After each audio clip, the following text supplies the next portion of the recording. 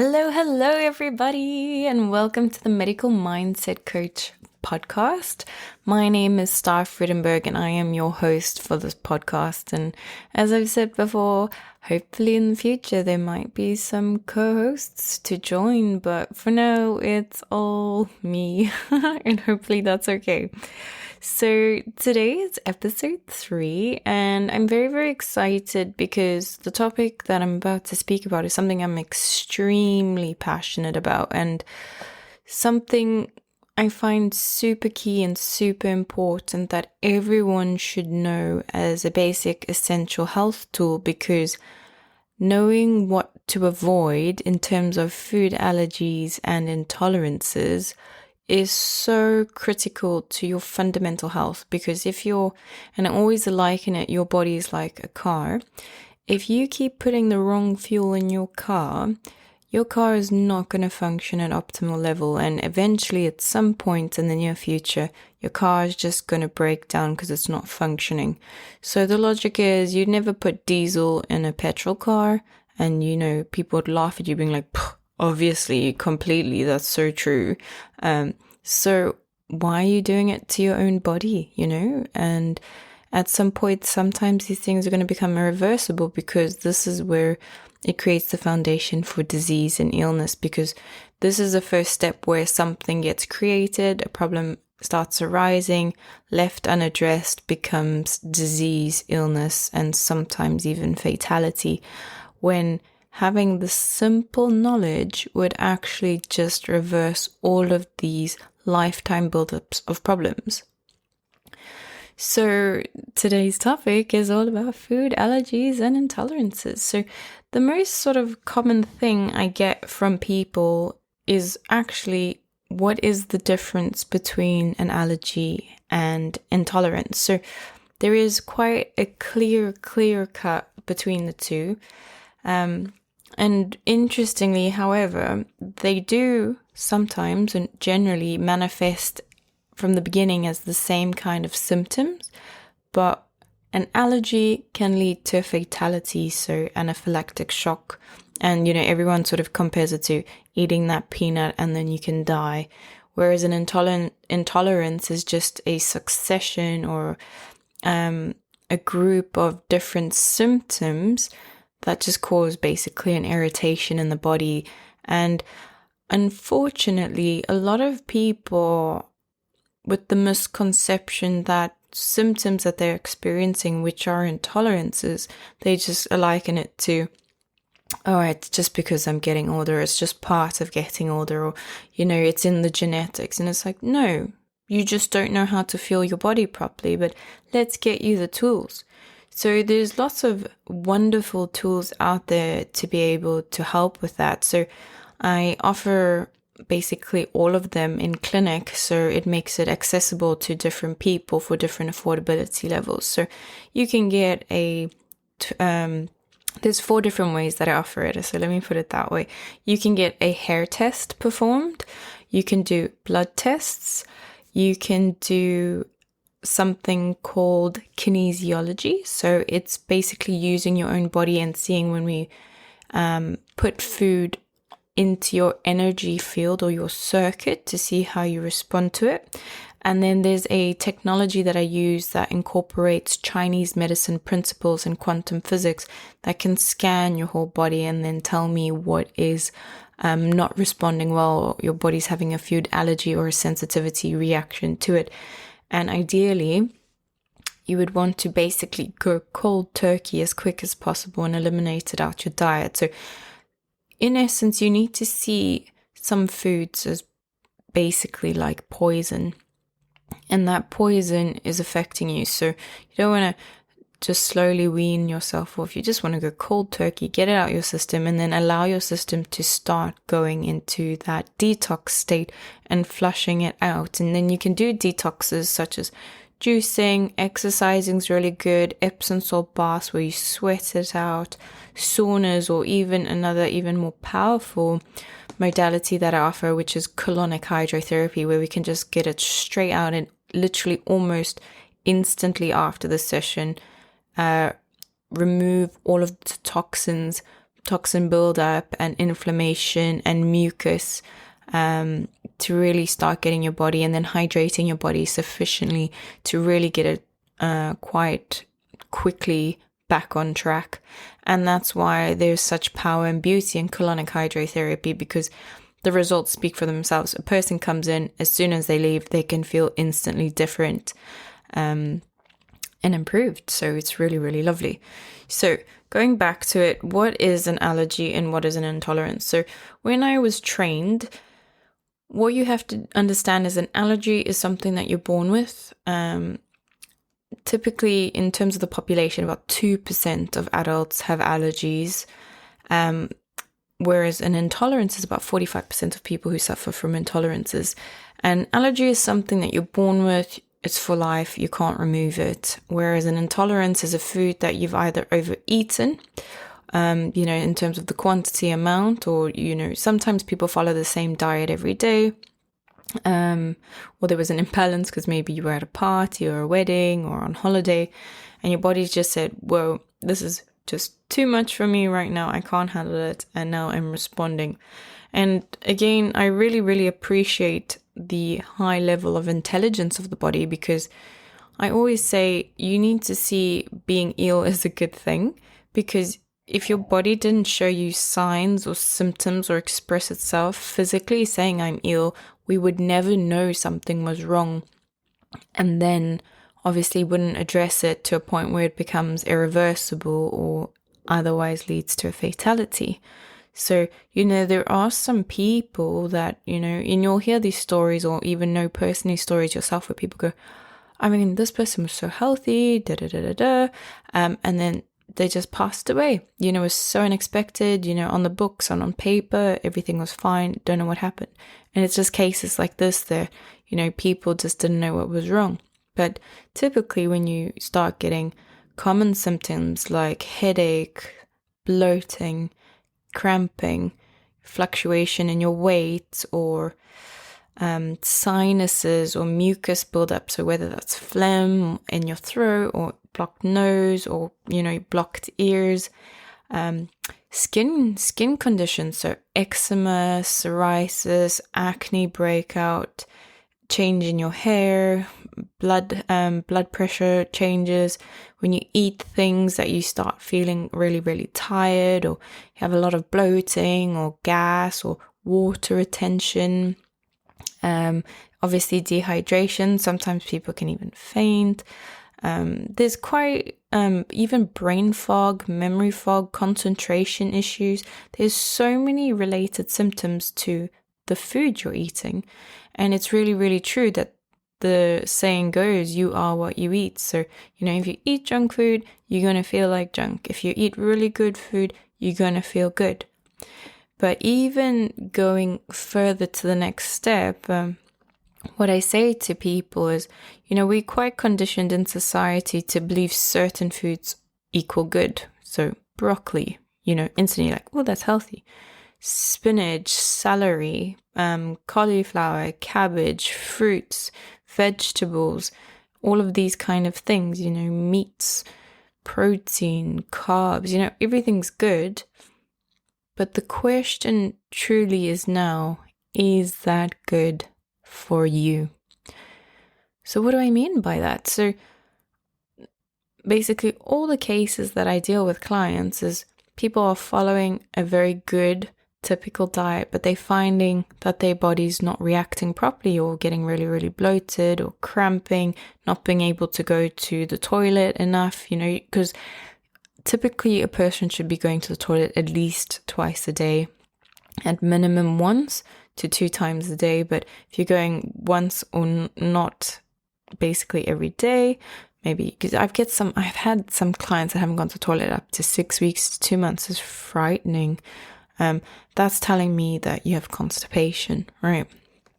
So if you're experiencing all of these symptoms, it's telling me that you are unwell, and you got to understand what are the triggers. So, I use a very, very good example. I have a client who's a marathon runner, running excessive amounts of kilometers each week, and never done a allergy/intolerance test until she came into my clinic, found out her arch enemy is kale.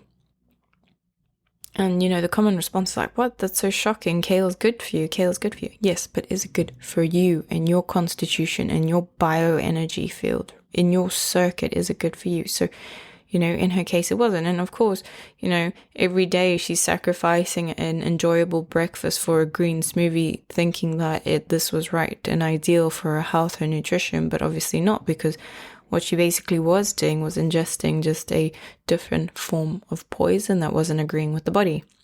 And equally, in my case, I tested for the strange ones for spinach and grapes. So, I would always drink wine, especially when I was in corporate. So when you go to sort of dinners and, corporate events, and I always used to feel really, really strange and odd. Like my cheeks would tingle, my brain would become disorientated, and my concentration, and I felt very out of balance and then instantly bloated. And I thought, oh, that's really odd. And then when I found that out, it was kind of like, oh. And it's really funny because that was actually the doorbell, but I think that was good timing. So it was like, what? Like this big buzzer in my life was like, wow, so many questions have been answered now. So I think it's a really, really powerful information tool. And the beauty of this is that with an allergy test, you can test it once and, for life. So it's something you invest in once, and it is an investment because depending on which level you go to, but I always advocate to do the blood test because that's the most accurate in my mind, because you're going straight to the body fluids, so it's really, really good. Whereas intolerances, interestingly, you can fluctuate annually, so it's always good to sort of see if you feel that as you are progressing in the year that you're finding your body's responding to more things, then you can always do an annual retest if you wish. So it's really up to you. Going back to allergies and intolerances, like I said to you before, so allergy is something that you're born with and sort of it's developed from infancy, and that is what it is. And, sort of just once you figure it out, then you understand, and then you know how to manage it better. Whereas with an intolerance, it can arise at any age. So, even since a baby, and, maybe you get fed too much milk, or you eat too many sweets, or you have too much pastries or cakes, or etc. Or even innocent foods that are, again, in perception recognized as good, but not good for your constitution. It can develop. And sometimes it might develop as well as a result of that your immune system's low, your digestive system becomes weak, and then you eat quite hard or difficult things to digest or break down. And that will have its knock-on effect, causing an intolerance. So there's quite a common condition that I work with in the colonic hydrotherapy modality, where people have something called SIBO, leaky gut. So SIBO just basically translates or breaks down to small intestinal bacteria overgrowth. And leaky gut means that the lining of the intestinal wall becomes damaged because food that's supposed to have been broken down properly in the stomach and turned into soup, because we have acid in our stomachs to basically break it down, any food, hard, solid pieces into a soup, which we call chyme. And then that liquid is supposed to go into the small intestine as a liquid. And if you're not digesting your food properly, whether you eat too much, you don't have enough hydrochloric acid in your stomach, or you don't digest, or there's really, really quite a number of reasons as to why you don't, that might go in at a solid state into the small intestine and actually cut the intestinal wall and scratch it, if you will. And I always like to use visuals, sort of like a cat claw, just sort of scratching and creating damage. And if you want to imagine the small intestine, it's thinking about like if you go to the shops and for a barbecue, you're getting small sausages, that's basically sort of the same texture, the same fragility. The skin is so fragile and weak, so the slightest tear is very easy to occur or arise. And interestingly, the small intestine is quite big in the body. It's like on average between 22 meters, about 22.8, so 23 meters for the average person. So it's really, really a big, organ in the body. And if that happens, the small intestine gets damaged and opened, through, obviously through being wounded, then you can't absorb the nutrition of your food. So in the small intestine, the function predominantly is to absorb all the nutrition and the energy of your chyme, of your food, of your liquid, the purpose of eating.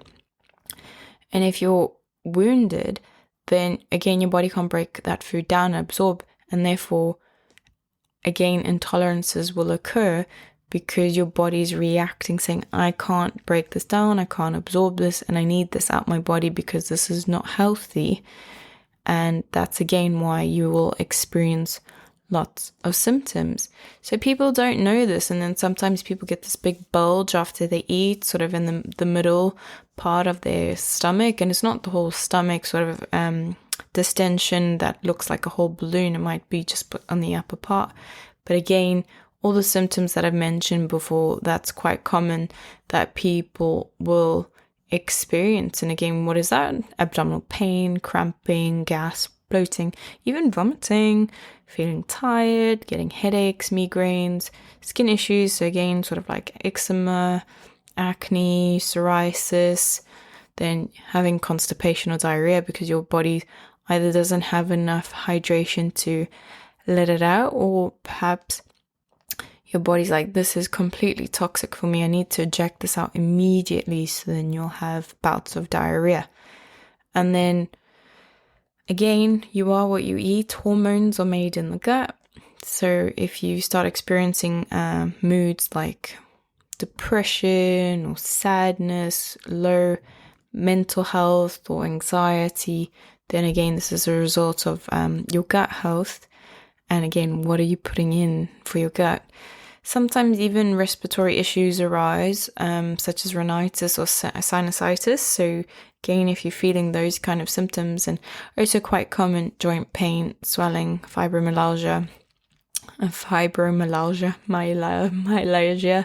can't seem to say this word, and arthritis. So, it's interesting because how these symptoms can arise or express themselves. There's not a specific timeline. So sometimes it can take seconds. Like in myself, when I eat something within 3 seconds, I'll know because my cheeks start to tingle, and I feel quite unwell, and I think like, oh no, I've booby trapped myself, I'm going to have this. So it can take up to hours, it can take up to 3 days to appear as well. So sometimes it can actually be difficult to pinpoint the reaction to a certain food, or link it to a certain food or multiple foods, which is quite interesting, right? Whereas they say that's for intolerance, but whereas they say for an allergy, it's either immediate, so like you've seen probably in movies or heard stories, someone can eat something like a peanut and then they can die quite immediately, or they have a span of 2 hours or less. So I remember my first witness of an allergy was my ex-boyfriend's brother, who's a chef, and he worked in a protein-based surf and turf restaurant, and then sort of overnight he developed an allergy where he started breaking out in spots, and turned out then now he's got an allergy to shellfish that he didn't know about because he never used to cook the seafood side. He always used to cook the meat side, something along those lines. I'm not really sure, but basically he was really, really ill, and he was off work for a week, and then he had to go on quite intensive antibiotics and medication to obviously help and calm him down. So it was quite severe. And very, of course, stressful. But that was my first encounter. So then I witnessed sort of the expression of how an allergic reaction can express itself, right? But obviously in myself, it's, the common ones: bloating, headache, fatigue. So I've just sort of made this joke expression now called farcolepsy. So I always say now with the education, sometimes I go, okay, I'm in a situation at a party or a dinner or over at someone's house where they're serving food that I don't eat as a result because it will create an intolerance. And then you kind of like, okay, well, I have to do it for whatever reason. And of course, if you can get out of it, you can. But sometimes it's just those exceptions that you just can't. So you know that you're basically making a decision that it's going to affect you. And I call it food narcolepsy because you always feel like you need to sleep after. So, and then I just say, the F word. And then I go like, narcolepsy. So if that's PG-13 enough, I hope. But yeah, basically just saying it like that. So we're getting the narcolepsy symptom out there. So basically, if we go back to the food, so there's three, if we want to get sort of more technical and scientific about it, there are 3 levels of food sensitivities, right? And just remember how I've classified it. You have an intolerance or an allergy, but overall the umbrella or the group term is called sensitivity. So you can have a full-blown allergy under this hierarchy of sensitivity, or a food intolerance or a food sensitivity, right? So again, the allergy, it's life-threatening. Intolerance, again, potential symptoms can appear within a couple of hours of ingesting of what we call the offending food item. And sometimes it's quite difficult, especially if you're eating a mixture of combination of food groups. And this can relate to, again, many things, but basically, in summary, the person cannot break the food down, right? So then, right, what do you do? You got to learn about what is triggering you. So getting educated about your health. So doing a couple of different tests, 1 test, 2 tests, within the affordability range that you can do them. But basically, with allergies, it's triggering the immune system to respond. And again, this can be in the state of an anaphylaxis. You can have lip swelling, throat swelling, difficulty to breathe, severe panic attacks, and even loss of consciousness. Yeah, so it's quite severe. But then with sensitivities and intolerances, the digestion system is being triggered to respond. And then that's when you get the symptoms like bloating, gas, tiredness, skin problems, weight gain, and so on. And I always say like water retention, irritation. So with intolerance and sensitivity, sometimes the substances can be consumed in moderation, or if you have something that supports that breakdown, which we call digestive enzymes. So this is nutritional supplementation that I do recommend. And there's a couple of different ones with different brands that I work with. So maybe it's the fact that you might not be able to break down dairy, so lactose intolerance. Then we would give you a special enzyme for that. Or maybe it's carbohydrates or fats or proteins that you can't break down. So that if there's different reasons, or even sugars, if there's different reasons you can't break down a certain food group. And again, with the bioenergetics test that I perform, this full body health scan, it can tell me what you're struggling with to break down and metabolize, and why that's resulting in malabsorption in the body, right? Because essentially boiling down, the whole function of eating is basically just to convert the energy from the food into your body. So you eat to get energy. So if you're eating and getting no energy, then there's really no point. And that has its own sort of knock-on disastrous effects, because what happens is, what I see all the time in clinic is people are eating, and then with time, they're not getting the energy. So their energy reserves are depleting and then further depleting.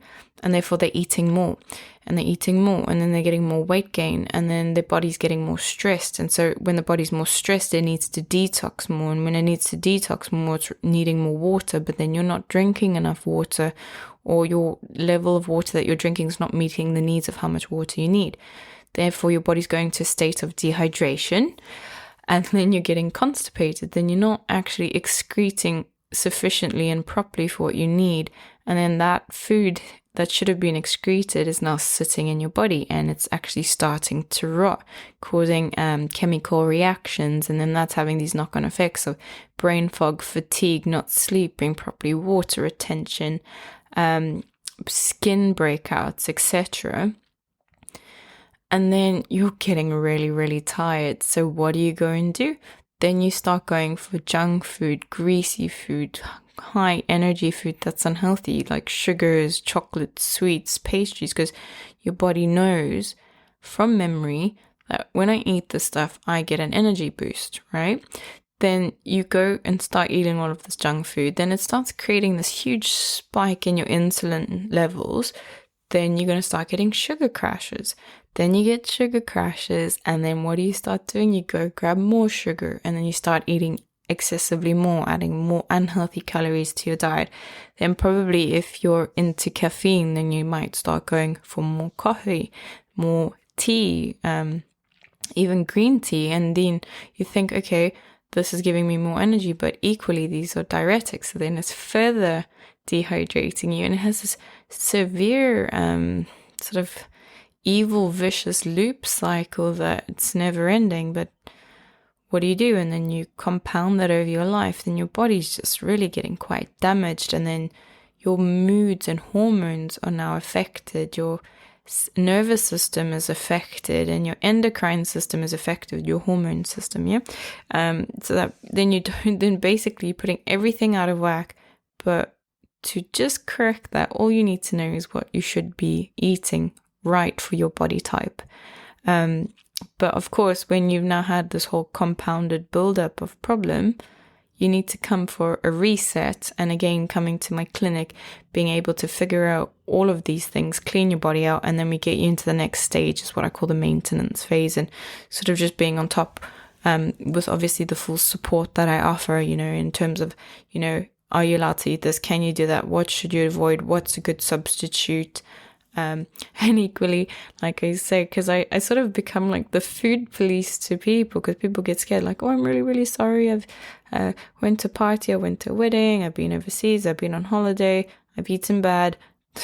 don't hate me kind of thing. And it's like, no, that's okay. But how lucky and fortunate are you that you have the knowledge and the power and the skills to quickly come for, a quick emergency appointment, reset your body, and then can get you back on track. With the skills, because then again, this is exactly the purpose of my work, is I've empowered you to know what to do and what not to do, so then you make educated decisions, but then you also are accountable that when you're going to make let's call it a naughty or a bad decision or living life, that at least you have the appropriate tools to know how to bounce back, rather than having a dependency on highly qualified experts who don't share their knowledge with you. You just have to sort of figure it out yourself and not always making the right decision. So I cut all of that middleman stuff out the way and give you all the skills that you have. So it's really, really lovely.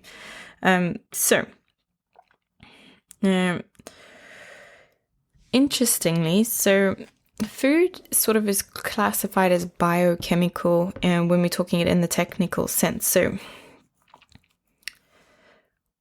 going back to what I've said before, is it right for you? At the sense is, with the advent of so many diets on the market, people are actually becoming so confused, I mean, I've heard so many diets over the years that I've, pursued and tried. And, some now, I look back with the experience and knowledge that I have, I just think like, how could this have even been sold off as a diet? Like, I remember seeing Kellogg's Special K when I was a child, like, eat this bowl of cereal 3 times a day for 2 weeks and you'll drop, I think it was 5 kilos or something like that. And, now I just think that was just pure sugar and wheat and, so much milk.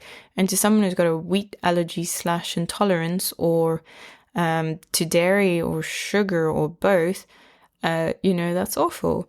And again, sort of just thinking back to, the sugar spikes and drastic declines, then that might create diabetes or insulin insufficiency, or even, blood pressure problems, or, some people, if it's to deal with fats as they're going to, might create cholesterol problems, which have a knock-on effect on creating liver disease or heart disease. So, it's quite vicious.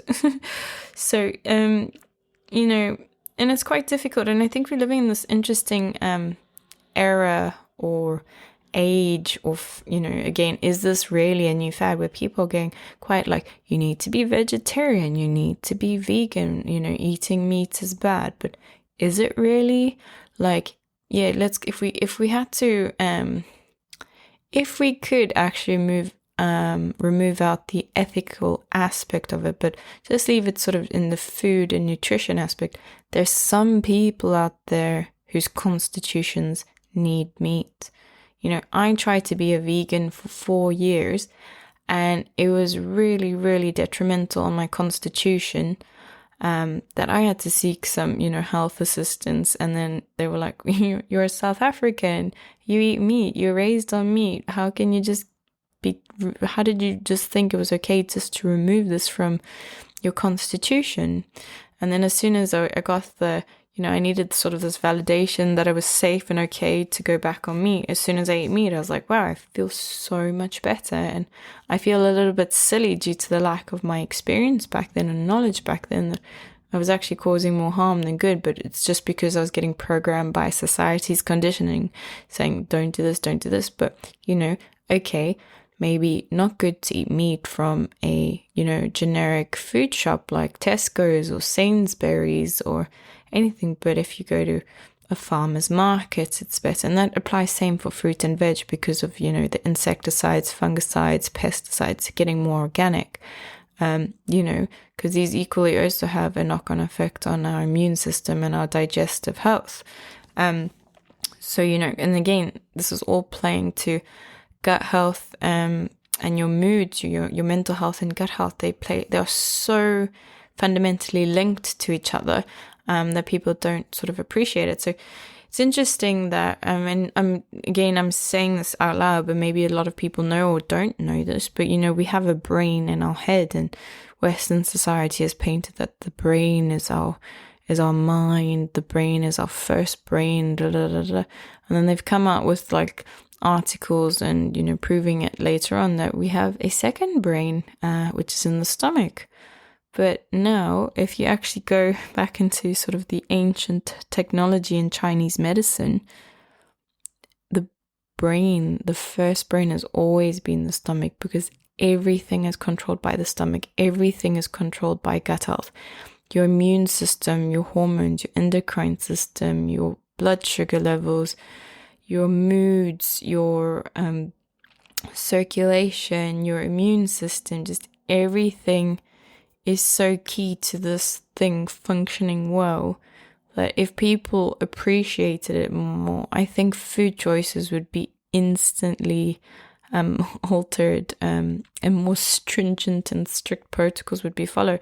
And probably to a point that probably industries like, or companies like Famous House Brands, which is the group shareholder that owns the big things like KFC or McDonald's, Burger King, all of these kind of companies might actually sort of just dissolve, because people, if they knew what was going in these things, would be terrified to know the reality of what they are putting in their mouth. I think if you had to see things for what they really were, rather than how they were recreated to look more aesthetically pleasing, maybe choices would be different, right? But now we need to sort of get the voice out there and teach people about what is right, what is wrong, what to avoid. How much do you value your health? How much do you value your temple? And I always say, we might be we're all born differently, and we all have a different sort of life expectancy or a mortality rate. But do you think about the choices that you make today, how it will affect the future? I don't think people live with this awareness. So if I said everything you're doing today, and I could actually quantify it, said it's taking 3 days off your life in the future, and that can even relate to smoking, drinking, drugs. Like if I said every time you do drinking this weekend, and a little bit of drugs, you're shaving off 3 years of your life, 5 years of your life, 10 years of your life, And again, now we bring this back to the subject at hand. Everything you're eating, that's shaving off years of your life. Would you want to eat all that stuff? Would you make the same food choices, having that awareness? Because I come to think, I'm not so sure. Maybe you might have slip-ups, because not everyone's perfect, right? There will be some days you're like, actually, I just really, really want it. I really just want that chocolate, or I really want that burger, or I really want those crisps. And that's okay, because you're doing it in moderation. But unfortunately, there's an imbalance and misunderstanding about moderation these days, because moderation is key to everything in life, because people can do things in excess, and that might be even simple things like over-exercising or drinking too much water. But, we're focusing it on more the negative aspects. If you're eating too much of something, or, ingesting too much of something in terms of fluids, it's not healthy for you. You're shaving off your life, and in a sense, it's kind of becoming accountable for yourself. Are you responsible in saying you acknowledge the decisions you're making, because you have to be responsible for you?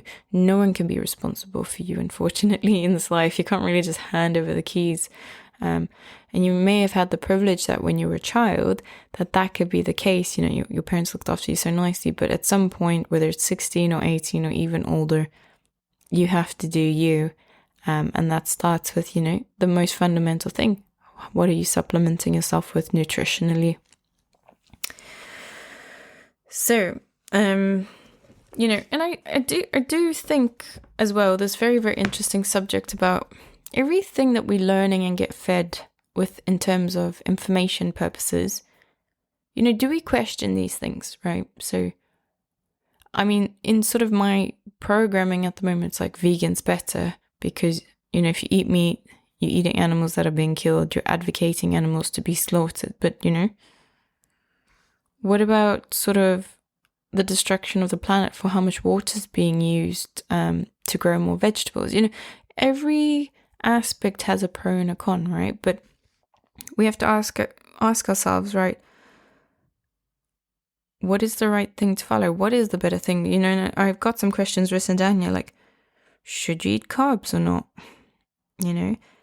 Can you eat carbs with protein, or does it have to be split up? Do you have to eat food groups individually or together? Should you be vegan, or should you be vegetarian? Or is plant-based better than meat? Is meat necessary? Or even the big fad about following the blood group diet, is that good for you? We don't know. There's just too many questions out there. So, it really comes, and I do believe boils down to a trial and error exercise. A diet that was good for me when I was younger is not good for me now. A diet that's good for me is not good for the other person. So, instead of following again this mentality of copying people, you just got to figure out what works for you. And that again comes back to figuring out your health, and the information tools out there that are accessible to you. You need to access them, right? And yeah, so I just sort of say that, going back to, is this good for you? Is it bad for you? Or even if it's neutral. So there's 3 technical terminologies, words that is used. So I call it biogenic.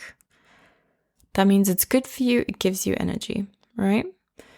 And bioacidic is it's bad for you and takes energy away. So in my case, you would think, okay, I eat spinach.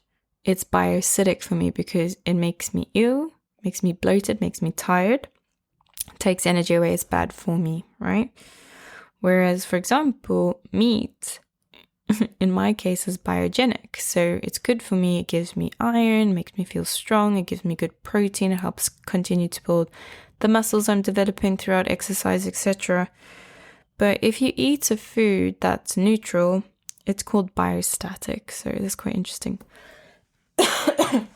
So I think if you wanna sound intelligent, people will be like, oh yeah, I don't know about this food. It's quite bioacidic for me, or it's biogenic for me, or it's biostatic. People will be like, what bloody book have you been reading? Oh, you're like, no, I'm just listening to this crazy chick on this podcast. But interestingly, we need to also know that there are some food groups that are just bad in general, just bad, and ideally, if possible, avoiding it everywhere, anywhere, like because it's hidden even in some foods that we don't even know. Like sugar is evil. It's so evil, but it's laced in almost everything, and people don't even know anymore because it's become so common. So in this regard, it's sort of like I'm saying to you, okay, again, everyone is unique, and there are some foods that are good for you, not bad for you, but generally we can consider these following foods to be bioacidic for everyone. And of course, I've just mentioned the first one, sugar. Sugar is evil. Yeah. Rancid fats. Anything genetically modified, which unfortunately predominantly many things are. So if you can try find farmers markets or fresh food or grow your own, it's always highly recommended. Foods that are not real or processed, and now we're talking like fast food, takeaways, additives and preservatives. So what are those? These are foods that are these are items that are basically put into foods to make them last longer, or maybe to make them taste better, but really, again, in summary, just poison. And how will you know? And how will you know this? And I'm such a big advocate on educating people. Please look at food labels, because truly what you read, like almond milk, the whole ingredient is basically 2% almonds. So you need to see what's inside there. A lot of additives, a lot of substitutes, a lot of code names. And these are those names that you see like E144, E207, E da da da da da. These are all preservatives. Basically, so bad, these names, that they have to give them special codes, because then when you read them on the label, you don't even know what that, basically translates to. So it's just sort of safer than, again, living in a land of ignorance, thinking it's okay, but meanwhile, it's really, really bad. And additives and flavorings, I think, are also another big important one to bring up, because, toxic flavorings, all terrible for you. And to a point now that even had to say, they call it natural flavoring. So you think natural, and then your mind just sort of subliminally thinks natural means good, it's natural, but it's not. It's still bad, still toxic. So again, if you can try avoid it as much as possible, it's good.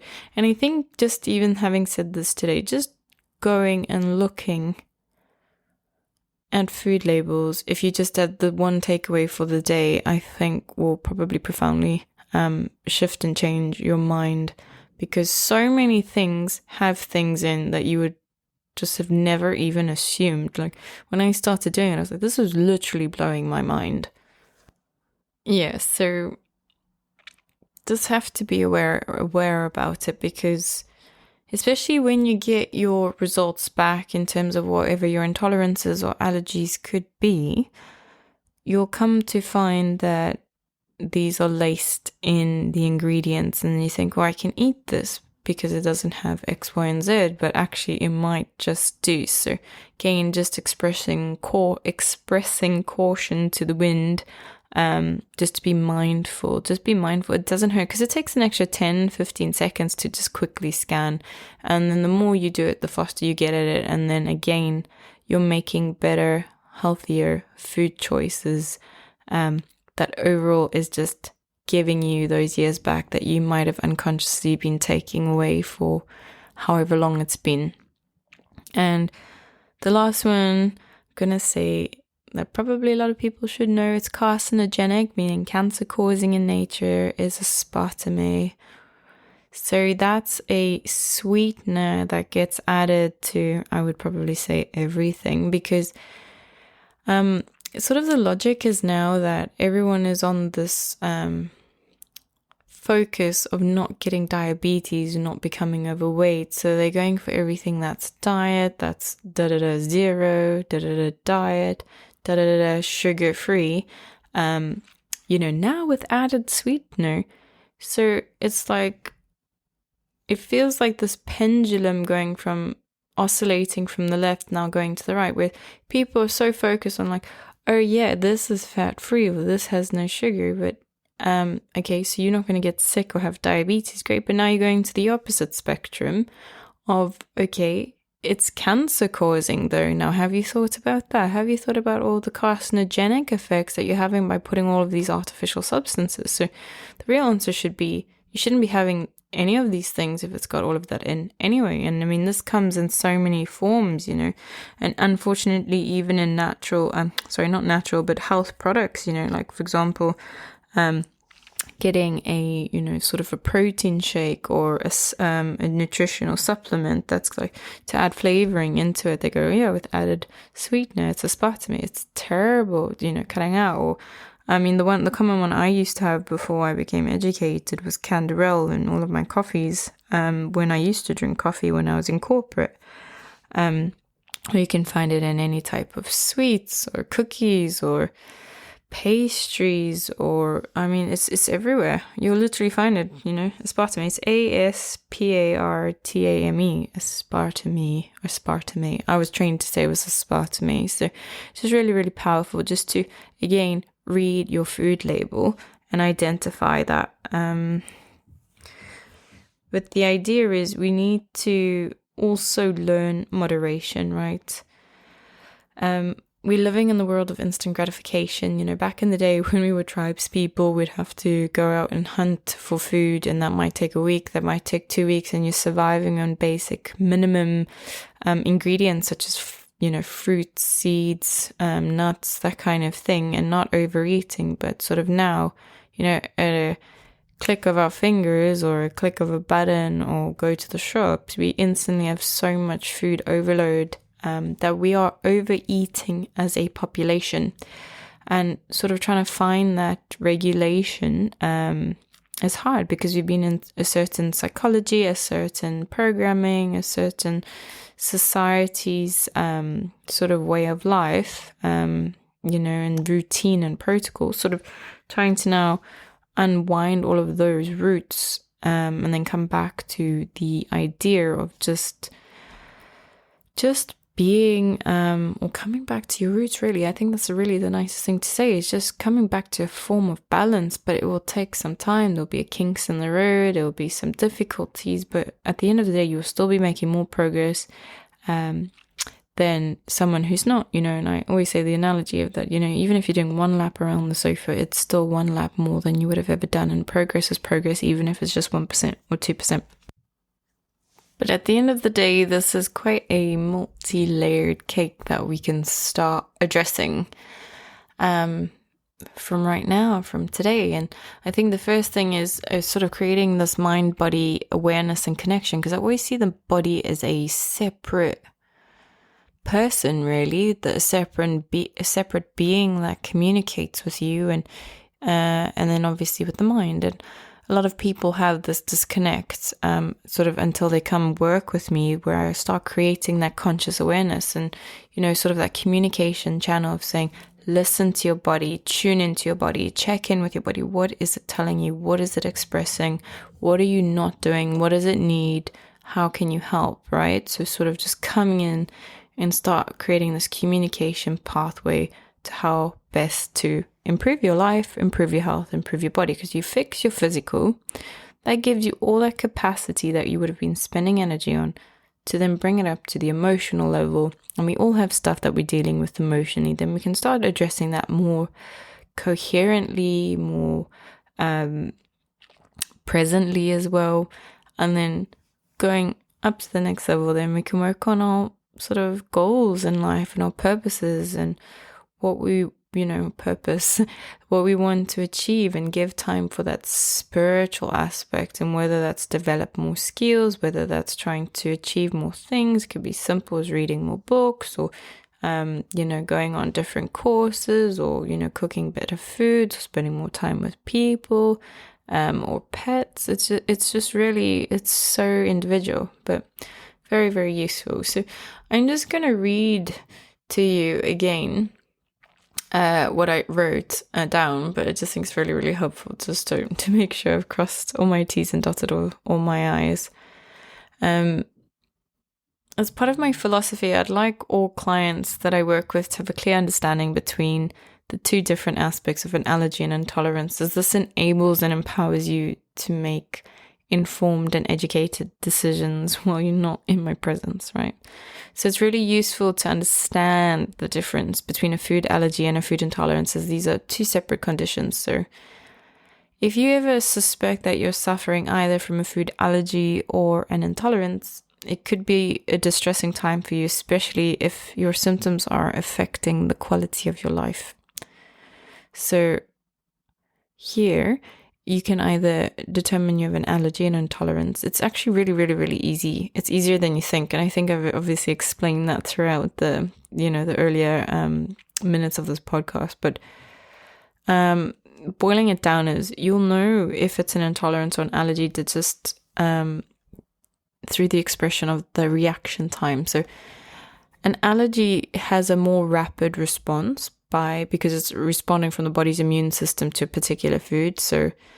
And the onset of intolerance symptoms have a slower process. And I remember when I was younger, I remember reading that it can take up to 3 days. And this was reading an article about dairy intolerance or lactose intolerance, that you can have a slower process time to show or express symptoms. So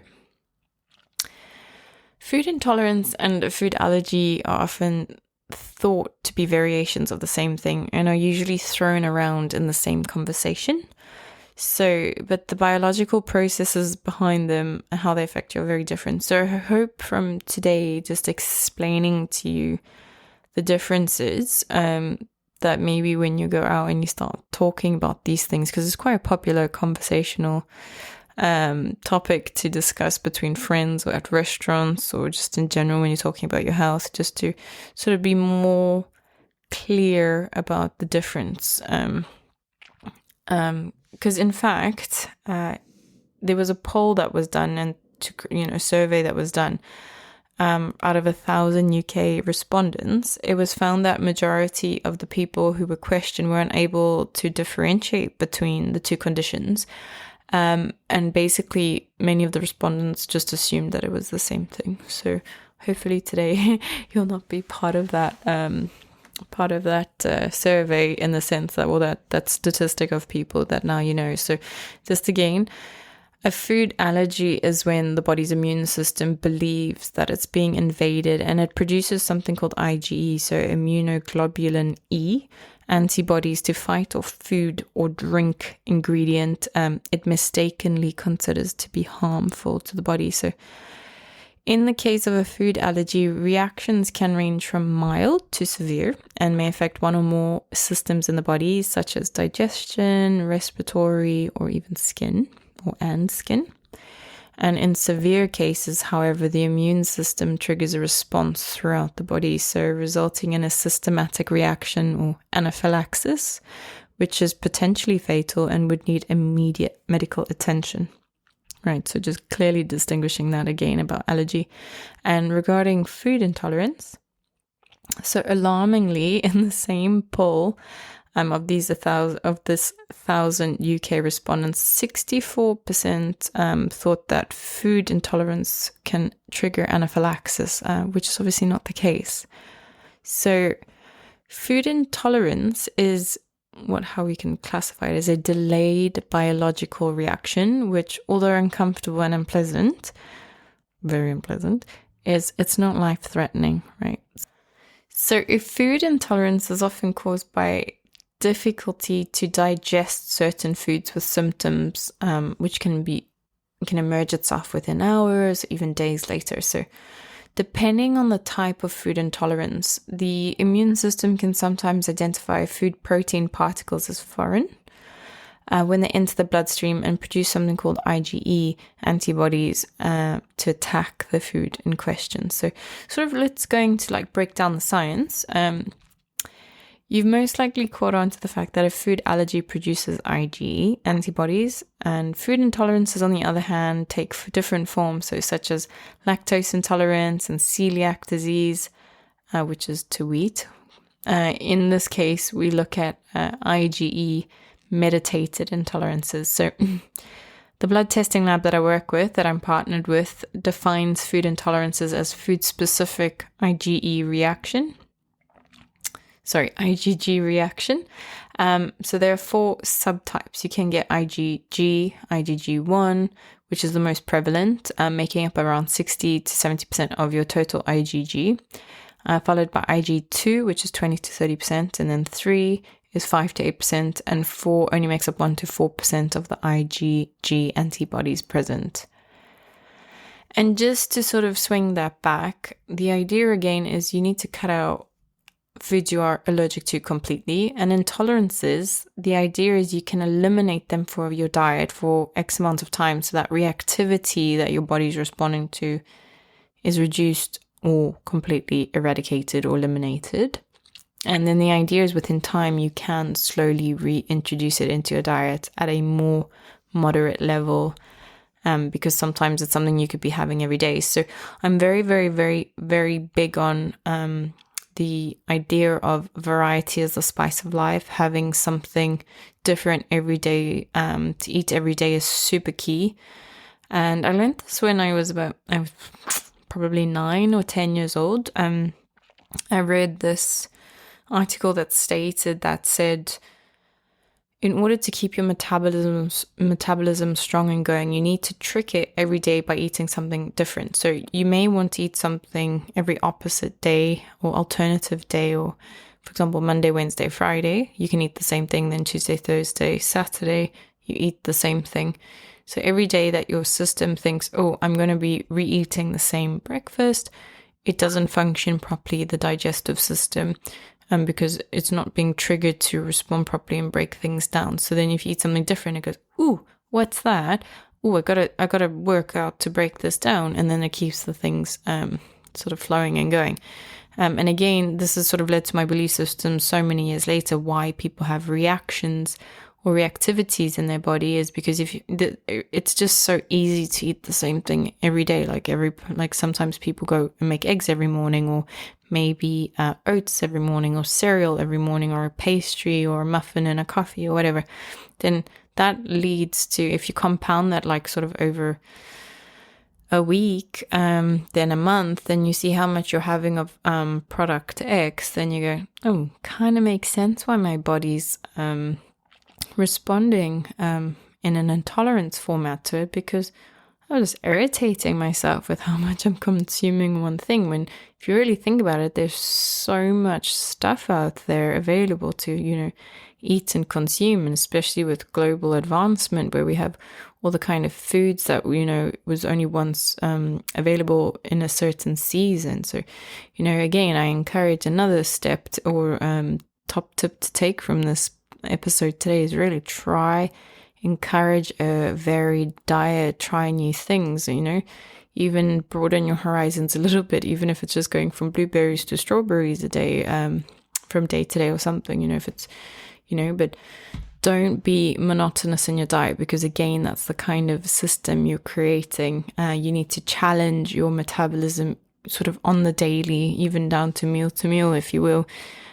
Because for me, that will also keep your immune system strong. And again, you need to understand most people have a lack of awareness about what the food they're eating, what kind of nutrition, the depth of the nutrition it contains.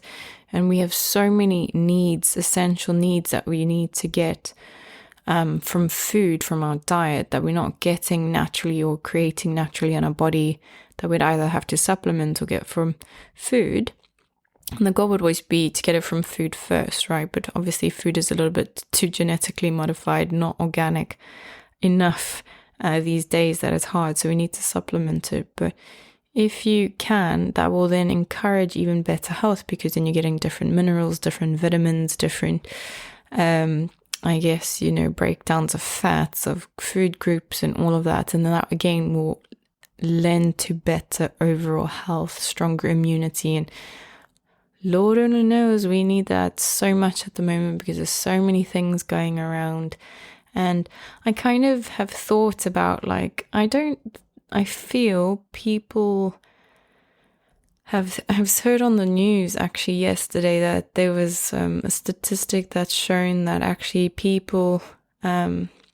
viruses have gone down overall, like general viruses that have been going around for years have decreased statistically speaking because people have been in their homes over the last 2 years in COVID. But then I think to myself, but equally, haven't our immune systems also weakened because we haven't been challenging our bodies by going outside? We haven't been absorbing sun. We haven't been playing. We haven't been exercising enough. So again, one of the best ways to really try and keep your system strong is, again, your diet, and if it can be as varied as possible, do so. Yeah. And then so I'm going on so many tangents today, but it's so important, the subject.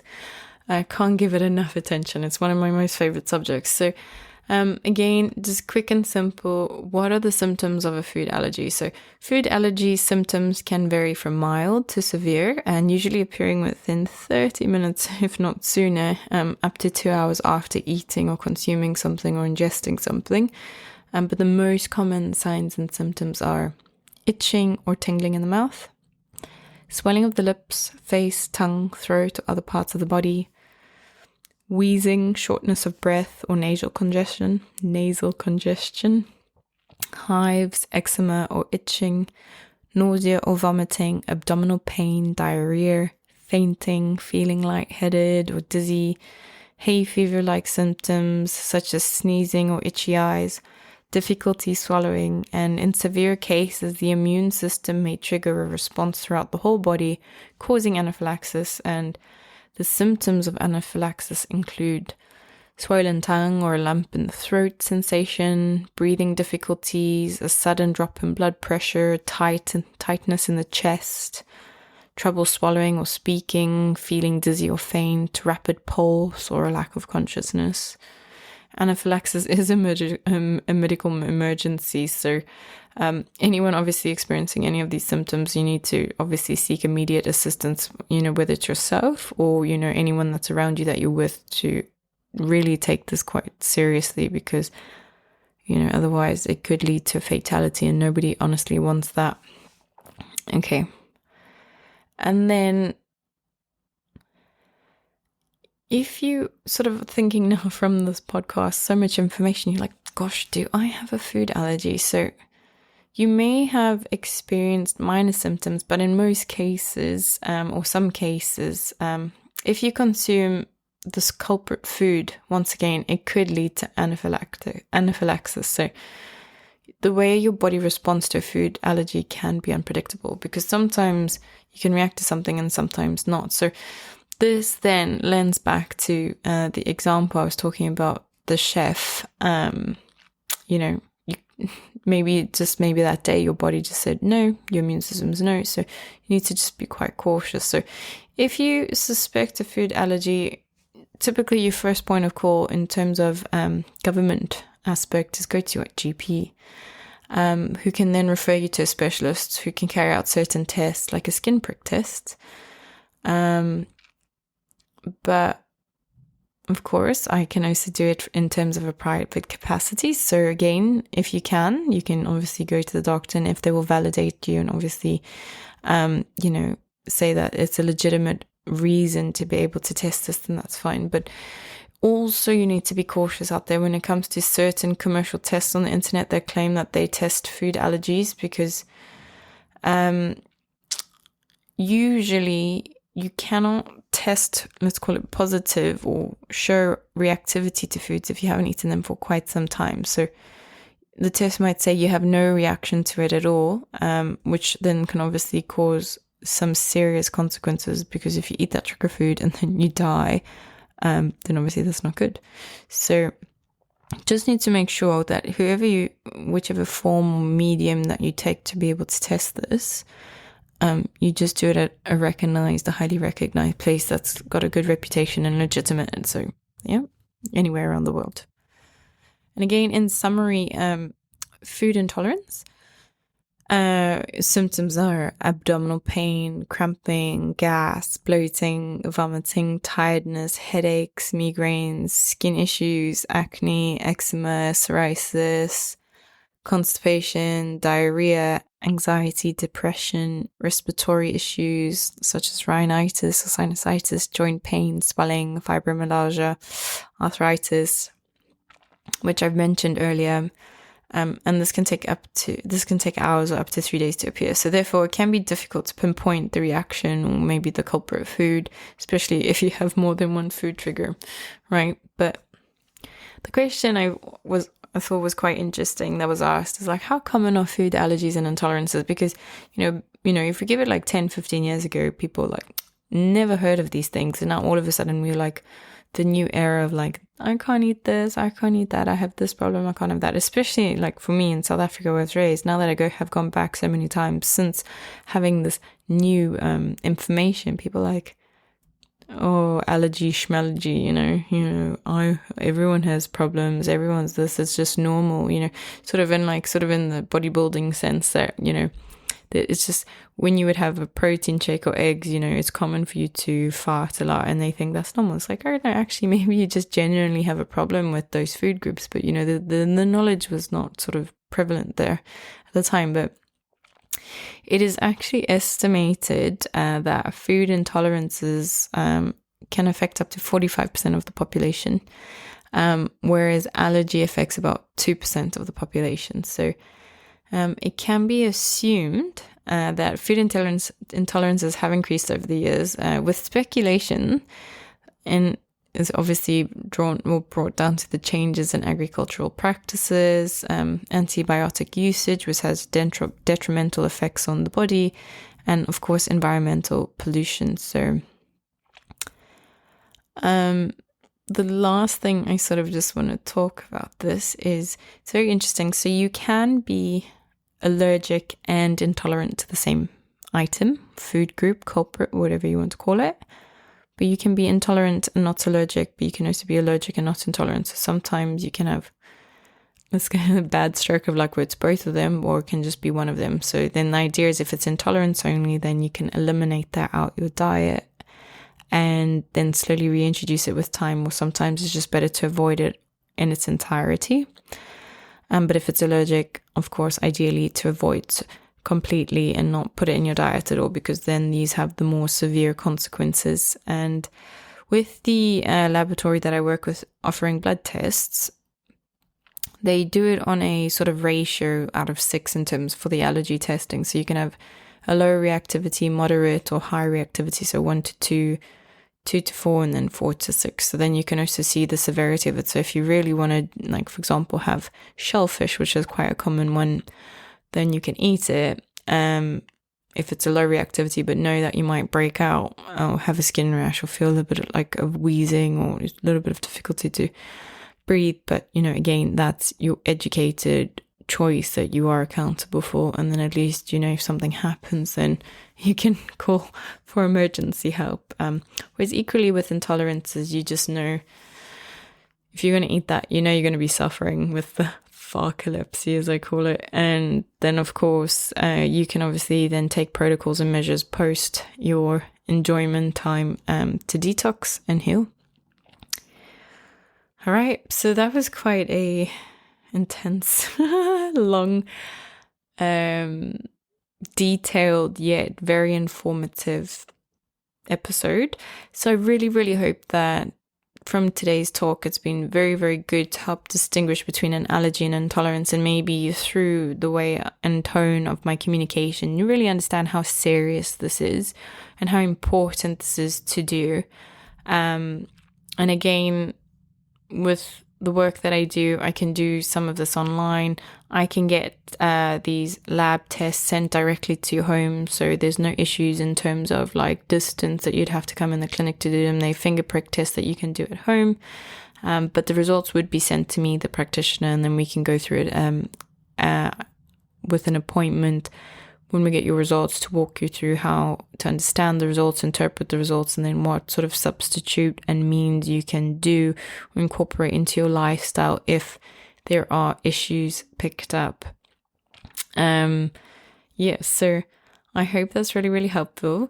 And again, if possible, please like, subscribe, and also there will be There is already a video on my YouTube channel explaining how the finger prick test is performed. So if you need to see how it's done, it's on there as well. So again, just linking, and if you're listening to this podcast, then you can also like and subscribe onto the YouTube channel, because there will be matching videos sometimes to just follow up or visually represent or demonstrate the topics at hand that I'm discussing. So wishing you a lovely day wherever you are, night, morning, breakfast, lunch, or dinner. And now probably you're going to, at least probably after this episode, whatever you're going to be putting in your mouth, you're going to definitely be eating it very differently or chewing it very differently. And in terms of Chinese medicine, they say every mouthful that you eat, you should chew 33 times to properly break down the food and digest it properly. So think about how much you're chewing one bite, and also how you're feeling when you're eating that food. So again, bring that awareness and that sort of awareness back into the body and creating that communication channel with your body. Does this food agree with me? See how you feel. Even keeping a food diary is quite key. Just to pick up on, you eat this at a certain time and a few hours later you feel really off, funny, tired, itchy, rashy, breakout, etc., or quite swollen, which would lead to inflammation or water retention. And again, if you have any questions, please do not hesitate to contact me through my different social media platforms, whether it's on Instagram, Facebook, website. Or equally, if you're interested to get on top of your health today and want to book an appointment, and again, there's different modalities on how we test, but my favorite and almost sort of high-ranked recommended is the blood tests. Don't hesitate to contact me and we can book an appointment and get that sorted, so then you can figure out how to gain with more, becoming more informed about your health, how you can help yourself. Okay, so over and out. My name is Star Freudenberg, the medical mindset coach, and I'm wishing you a wonderful, wonderful day. Bye.